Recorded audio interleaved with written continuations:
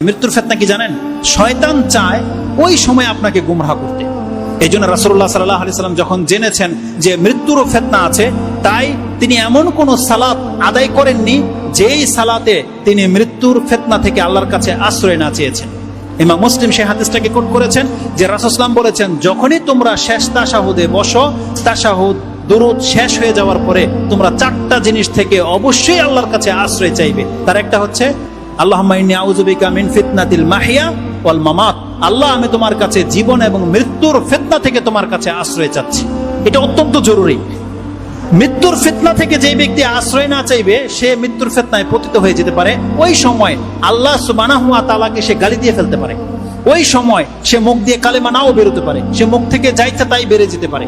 শয়তান তাকে বিভ্রান্ত করবে।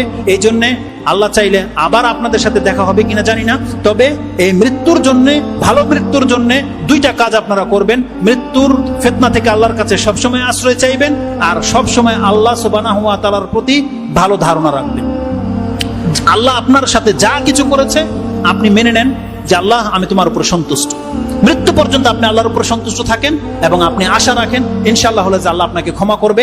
এই আশা নিয়ে বেঁচে থাকবেন, যখন তখন আল্লাহর কাছে ক্ষমা চাইবেন এবং আপনি মরে যাবেন এটা ভেবে পৃথিবীতে চলাফেরা করেন। ইনশাআল্লাহ আজিজ, এটা যতদিন আমাদের স্মরণ থাকবে, আমাদের পাপ অতটা হবে না যতটা পাপ হয় আমরা মৃত্যুকে ভুলে গেলে আল্লাহর সামনে দাঁড়াতে হবে। এটা আমরা যখন ভুলে যাই তখনই আমাদের দ্বারা পাপ হয়।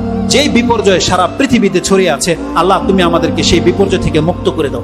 যখনই কোনো ফিতনা আসবে, আল্লাহ সেই ফিতনায় পতিত হওয়ার আগেই যেন আমরা ঈমান নিয়ে মরতে পারি, আল্লাহ তুমি আমাদেরকে সেই তৌফিক দান করো। এবং আল্লাহ তুমি আমাদের গুনাহ খাতাগুলোকে মাফ করে দাও। এবং যারাই আমরা মুসলিম ঘরের সন্তান, আল্লাহ এই ঈমানের উপরে, ইসলামের উপরে যেন আমাদের মৃত্যু হয়, আল্লাহ তুমি আমাদেরকে সেই তৌফিক দান করে দিও।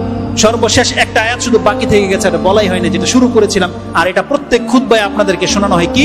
ইয়া আইয়ুহাল্লাযীনা আমানুত্তাকুল্লাহা হাক্কা তুকাতিহি ওয়া লা তামুতুন্না ইল্লা ওয়া আনতুম মুসলিমুন। দেখো, মরবে তো সবাই। বান্দা, আল্লাহ আমাদেরকে মেসেজ দিয়েছে, বান্দা তুমি মুসলমান হইয়া মইরো, মুসলিম না হইয়া তুমি মইরো না। এটা একটা চরম মেসেজ আল্লাহর পক্ষ থেকে। তার মানে কি জানেন? আপনি যদি মুসলিম হয়ে মরতে পারেন, আল্লাহ ওয়াদা করেছে বান্দা তোর পাপগুলোকে মাফ করে দেবে। কিন্তু শর্ত হচ্ছে আমাদেরকে মুসলিম হইতে হবে।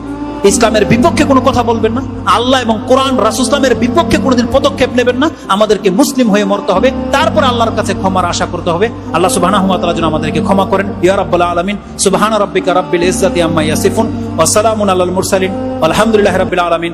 আসসালামু আলাইকুম ওয়া রাহমাতুল্লাহি ওয়া বারাকাতুহু।